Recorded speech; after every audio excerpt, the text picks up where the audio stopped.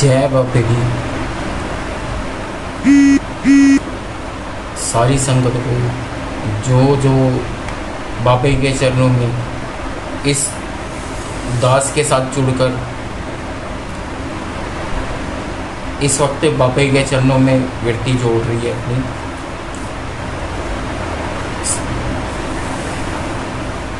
उन गुरु प्रेमियों को दास की तरफ से जय बाबे दी। दास की तरफ से उनका लाख लाख शुक्राना है। उनकी वजह से जो इस वक्त बाबा जी से वृत्ति जोड़ रहे हैं, उनकी वजह से दास भी बाबा जी के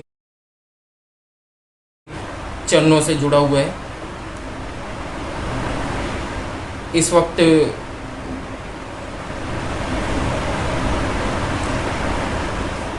जो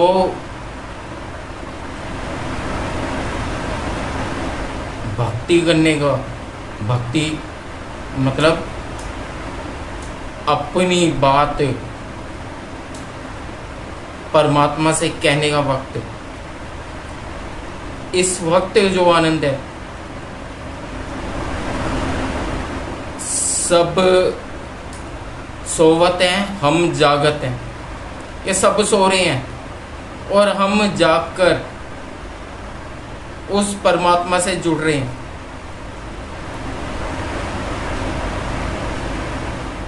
परमात्मा से अपनी बात कह रहे हैं।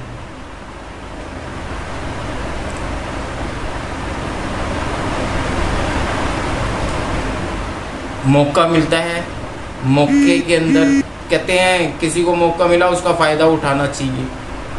तो हमारे को उस परमात्मा ने ये मौका दिया है, तो इस मौके के अंदर हम थोड़ा सा फ़ायदा उठाएं। बाबा के चरणों में जुड़कर बाबा जी से अरदास करें कि मालिक सारे संसार का भला कर। जरूरी नहीं है कि जो सिर्फ डेरे से ही जुड़ा हुआ है, उन जो बाबा जी की संगत है सिर्फ उनका ही भला हो। जो गुरुधारी हैं, जो गुरुधारी नहीं है, जिनको रास्ता मिला हुआ है, जिनको रास्ता नहीं मिला, ऐसा नहीं है कि हम बाबा जी से जुड़े हैं तो हमारी गति मुक्ति सबसे पहले हो जानी है। हम कहते हैं हमसे नीच कोई नहीं।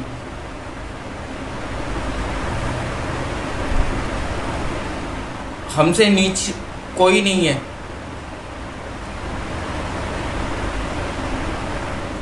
उनसे ऊंच कोई नहीं, कि उनसे ऊंचा कोई नहीं है। ऊंचा क्यों नहीं है? कि वो फिर भी हम नीचों की तरफ ध्यान दे रहे हैं। भक्ति करने का कोई भी ऐसा किसी भी तरीके की रुकावट नहीं है। कोई भी भक्ति कर सकता है, पर भक्ति होनी चाहिए मन से। मन उससे जुड़ना चाहिए। मन कैसे जुड़ेगा? मैं कह रहा हूँ कि मैं भक्ति करता हूँ, मैं राम राम राम कर रहा हूँ, बाबा जी कर रहा हूँ, वाहिगुरु वाहिगुरु कर रहा हूँ, अल्लाह अल्लाह कर रहा हूँ, सिर्फ कर रहा हूँ। मैं सिर्फ कर रहा हूँ, अपना मन नहीं दे पाया। मैं अपना मन कैसे दे दूंगा? बाबा जी के सेवक हैं, यहाँ दरबार के अंदर आकर बाबा जी ने बहुत अच्छी आवाज़ दी है, तो वो एक शब्द गाती है यहाँ पर आकर कि लगन तुमसे लगा बैठे, जो होगा देखा जाएगा। कह रहे हैं कि भक्ति तो कर रहे हैं, हम कई जगह पर उनसे पीछे हो जाते हैं क्योंकि वो हमारी भक्ति को पीछे छोड़ देते हैं। हम नाम का जाप कर रहे हैं, सिर्फ जाप कर रहे हैं, उस वक्त हमारी लगन उधर नहीं जुड़ रही। क्यों? क्योंकि हमारा ध्यान सिर्फ संगति की तरफ जा रहा है। कई बार ऐसे मौके आ जाते हैं, हमारे मन के अभिमान इतने ऊंचे उठ जाते हैं, संगत आई होती है, संगत के बीच में बैठकर हम संगत को देखना चालू कर देते हैं। एक बार एक बाबाई की संगत ने इस चीज का सवाल करा कि बाबाई आप बार बार पीछे मुड़ के संगत की तरफ ज्यादा ध्यान देते हो, बार बार संगत, आपका संगत से इतना प्रेम है कि आप बार बार संगति की तरफ पीछे मुड़ मुड़ कर ध्यान देते हो कि मेरी संगत सही बैठी है, मेरी संगत को कोई परेशानी तो नहीं हो रही। मेरे को फौरन अपनी गलती का एहसास हुआ कि मैं जिससे लगन लगाने के लिए बैठा था, मैं उससे तो लगन लगा नहीं पा रहा। और ये गुरु रूप है, ये गुरु रूपी साध संगत है, ये गुरु रूपी है जो आकर मुझे ज्ञान दे रहे हैं कि आप, वो मुझे इस चीज का ज्ञान नहीं दे रहे, अपनी तरफ से मुझे अपनी सोच के हिसाब से कह रहे हैं कि आप संगति की तरफ ध्यान दे रहे हो, संगत को देख रहे हो, कोई परेशानी तो नहीं हो रही। मतलब मुझे टोक रहे हैं और मैं उस वक्त पर एकदम मेरा ध्यान बाबे की तरफ जाता है और वही उस वक्त शब्द भजन चल रहा होता है कि लगन तुमसे लगा बैठे, जो होगा देखा जाएगा। मेरे को गलती का एहसास हुआ, मेरा ध्यान बाबा की तरफ गया और मेरे मन के अंदर से आवाज आई कि लगन तुमसे लगा बैठे, जो होगा देखा जाएगा। जो संगत बैठी है, जो बाबा आपके दरबार के अंदर बैठा हुआ है, वो आपने देखना, मैंने नहीं देखना। दरबार मेरा नहीं है,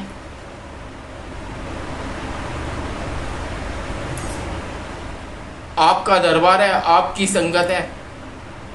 जब आपकी संगत है, आपका दरबार है, तो आपने देखना है, मैं देखने वाला कौन हूं। आपने मान सम्मान दिया है, पर इस मान सम्मान लायक हम हैं?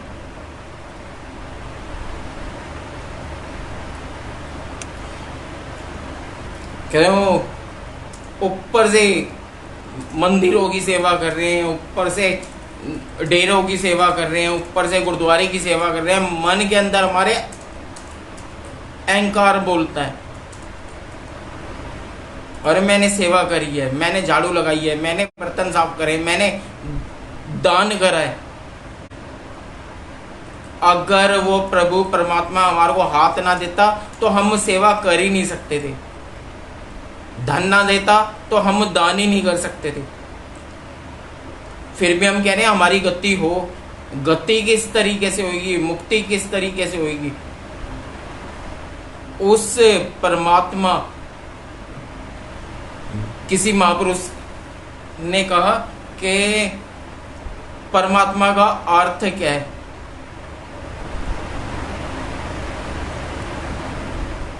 परमात्मा से जुड़ते हो, उसका अर्थ क्या है?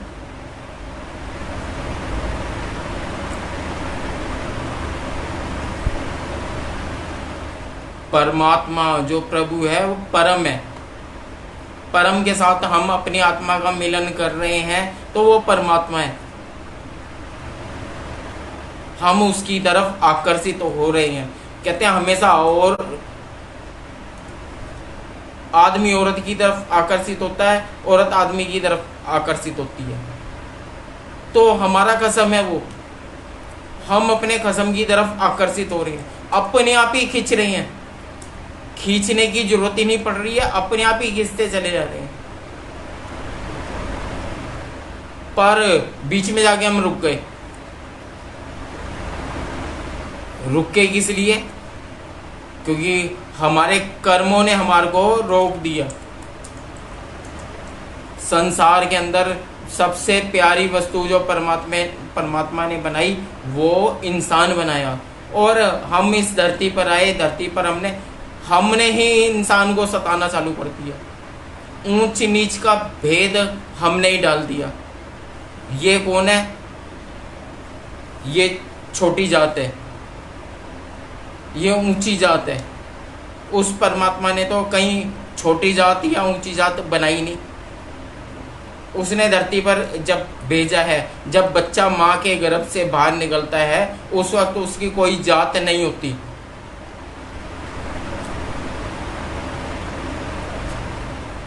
बच्चा रोता है तो सिर्फ परमात्मा को याद कर करके रोता है कि तेरे लोक से मैं इस लोक के अंदर आ गया। हे परमात्मा, अब कितना भी छोड़ा मेरे को तेरे साथ सहन करना पड़ेगा। उस वक्त मेरा तेरे से मेल था और अब मुझे इस संसार के अंदर आकर अब ये कर्म भूमि है, कर्म भूमि पर मुझे चलना पड़ेगा। कितने साल तक, कितना वक्त मुझे तुझसे दूर रहना पड़ेगा। परमात्मा कहते हैं इस कर्म भूमि पर आया है, कर्म भूमि पर आने के बाद में अब तेरे को मुझे पाने के लिए इस कर्म भूमि में अपने कर्मों के बीज बोने पड़ेंगे। बीज बो, खेती कर, फसल उगेगी। अच्छी फसल हुई, अच्छी फसल का मतलब है तूने अच्छे कर्म करे किसी भी रूप में। जरूरी नहीं है कि सिर्फ हमने माला हाथ में ले ली, हम भक्ति कर रहे हैं, सारी रात बैठ के भजन कीर्तन कर रहे हैं, सारा दिन भगवा चोला पहन लिया और चोला पहनकर हम लोगों को दिखा रहे हैं कि हम साधु संत हैं और हम सिर्फ भक्ति करते हैं। भक्ति का अर्थ परोपकार है, दूसरे को समझना है। अगर हम भक्ति करते हैं तो भक्ति के रास्ते से दूसरे को समझना। परमात्मा की भक्ति कर रहे हैं तो परमात्मा को समझ रहे हैं कि ये कौन है। अगर हम उस परमात्मा को समझ जाएंगे, हम उसके साथ जुड़ जाएंगे। मैं तुझसे जुड़ा, तुम मुझसे जुड़ा। शीशे के अंदर आईना देखूं तो मुझे तू ही नजर आए, मैं नहीं नजर आऊं। अगर मुझे तू नजर आ गया तो हम एकाकार हो गए, और मुझे तू नजर नहीं आया, मुझे मैं ही नजर आया तो एकाकार कैसे हुए? मैं तो अपने से ही जुड़ रहा हूं।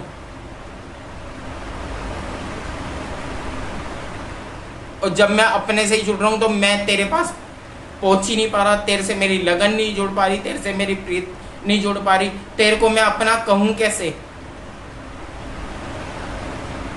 कैसे कहते हैं कि एक वेश्या थी,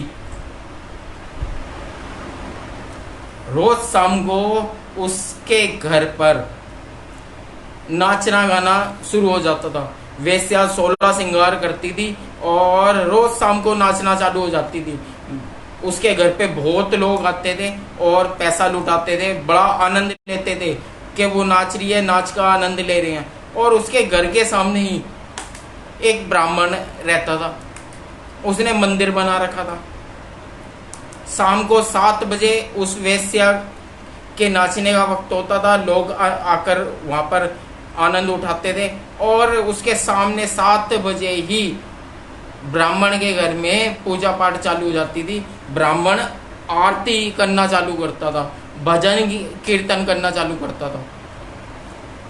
एक दिन ऐसा वक्त आया, इधर वेश्या की मौत हुई, उधर ब्राह्मण की मौत हो गई। एक ही वक्त में दोनों की मौत हुई। यमदूत आए, दोनों को लेकर चल पड़े। थोड़ा सा ऊंचा गए तो ब्राह्मण यमदूतों को कहता है, देखो देखो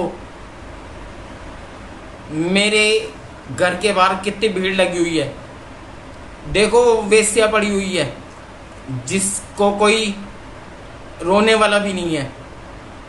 उसके घर पे कोई नहीं आया देखने के लिए, और मेरे घर पे देखो कितनी भीड़ लगी है, लोग रो रहे हैं।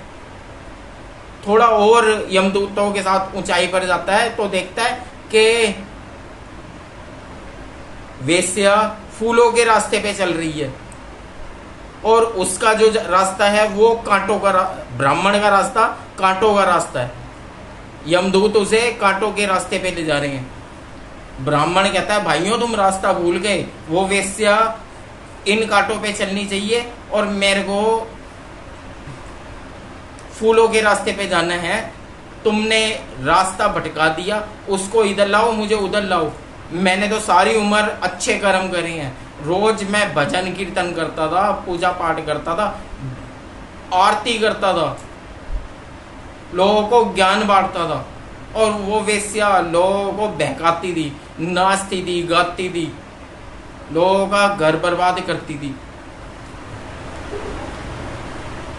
अब यमदूत वहीं रुक जाते हैं, धर्मराज के दरबार पहुंचते हैं, दोनों को लेकर। ब्राह्मण अपनी बात वहां पर रखता है, धर्मराज कहते हैं उस वक्त को देखो, दोनों को वक्त दिखाते हैं, कहते हैं ये वेश्या स्वर्ग में जा रही है, तू नरक में जा रहा है। सिर्फ किस लिए? कर्मों की मार। अभी मैंने कहा परमात्मा ने हमारे को धरती पे भेजा है, कर्म भूमि पे भेजा है, हमारे को यहाँ पर कर्म भूमि पे खेती करनी है, बीज बोने हैं, फिर फसल काटनी है। वो फसल कैसी होगी? सोने जैसी। यानी सोना क्या है? परमात्मा, जिसे हमने पा लेना है, उससे कीमती कुछ नहीं है। अब वो ब्राह्मण जो था वो देखता है, धर्मराज कहते हैं जिस वक्त ये वेश्या नाचना चालू करती थी और तू उधर भजन कीर्तन करता था, करता तू भजन कीर्तन था, तेरा सारा ध्यान इसके नाच के ऊपर होता था, इसके यौवन के ऊपर होता था। पर जब तू भजन कीर्तन कर रहा है, ये वेश्या नाच रही होती थी, पर मीरा बन के नाच रही होती थी। इसका सारा ध्यान भजन के अंदर होता था। ये अपने को भूल जाती थी, अपने को मीरा समझती थी और नाचती भी थी, तो सिर्फ भजनों के ऊपर नाचती थी। तो इसका जो पाप था वो तेरे हिस्से में, तेरे पुण्य इसके हिस्से में। तू भजन के अंदर आनंद नहीं लेता था, पर ये भजन के अंदर आनंद, नाचते हुए भी आनंद लेती थी, और तू इसके नाच के अंदर आनंद लेता था। तो पाप किसने करा? पापी कौन है? प्रभु को किसने पाया? प्रभु को उस वेश्या ने मीरा बन के पा लिया।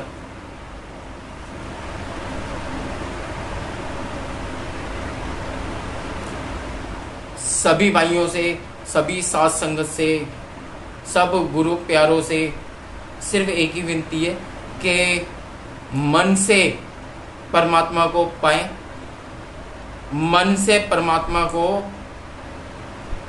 अपने मन को परमात्मा से जोड़ें।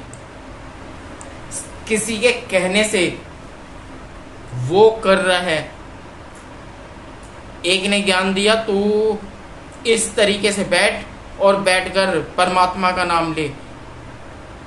बैठ तो गए हम ध्यान के अंदर, पर ध्यान नहीं लग रहा हमारा। तो ऐसे जो ध्यान लगाने वाले हैं, जिनका ध्यान लग ही नहीं रहा, अब वो कहते हैं हमारे को परमात्मा की प्राप्ति कैसे होगी? उनको परमात्मा की प्राप्ति जो होनी है वो सेवा करके होनी है, उस परमात्मा के बंदों से प्रेम करके होनी है। सिर्फ एक इंसानों से ही नहीं, जानवरों से भी, क्योंकि परमात्मा ने जान सबके अंदर डाली है। हमें वही पेड़ प्यारे लगते हैं, वही बेलें प्यारी लगती हैं जिन पे सुंदर सुंदर फूल खिलते हैं, जिन पे खाने लायक फल आता है, सिर्फ वही पेड़ प्यारे लगते हैं। और कीकर का पेड़ जो हमारे हाथों में, हम उसकी टहनी पकड़ें तो हमारे हाथों में कांटे चुभ जाते हैं, वो हमें प्यारा नहीं लगता। पर उस प्रभु परमात्मा ने पेड़ तो दोनों ही पैदा करे हैं, फल वाले भी करे हैं और कांटे वाले भी करे हैं। गुलाब का पेड़ हमारे को बहुत पसंद है, बहुत पसंद है। गुलाब के फूल तोड़ के हम भगवान के चरणों में चढ़ाते हैं। गुलाब हमें पसंद है, पर सिर्फ गुलाब का फूल ही पसंद है, गुलाब का पेड़ पसंद नहीं है। फूल को सब हाथ लगाते हैं पर पेड़ को कोई हाथ नहीं लगाता। पेड़ भी तो उसी परमात्मा ने लगाया है, उस पे फूल जो आया है उसी परमात्मा ने वो फूल पैदा करा है। मन के ये कांटे हमारे मन के हैं, मन के कांटों को हम अलग निकाल के फेंक दें तो सिर्फ इस संसार के अंदर जो कुछ है सब हमें प्यारा लगने लगेगा। एक चंदन का पेड़ आसपास के कई सैकड़ों कीकर के पेड़ जो होते हैं सबके अंदर अपनी महक दे देता है। कहते हैं एक चंदन के पेड़ के पास सैकड़ों कीकर के पेड़ होंगे तो वो सारे कीकर के पेड़ चंदन के पेड़ ही बन जाते हैं, उनके अंदर चंदन की ही खुशबू आती है। तो सबसे विनती है कि मन के कांटों को दूर करें, मन के कांटों को दूर कर कर उस शक्ति से, उस मालिक से सब मिल सकते हैं। जय बापे दी।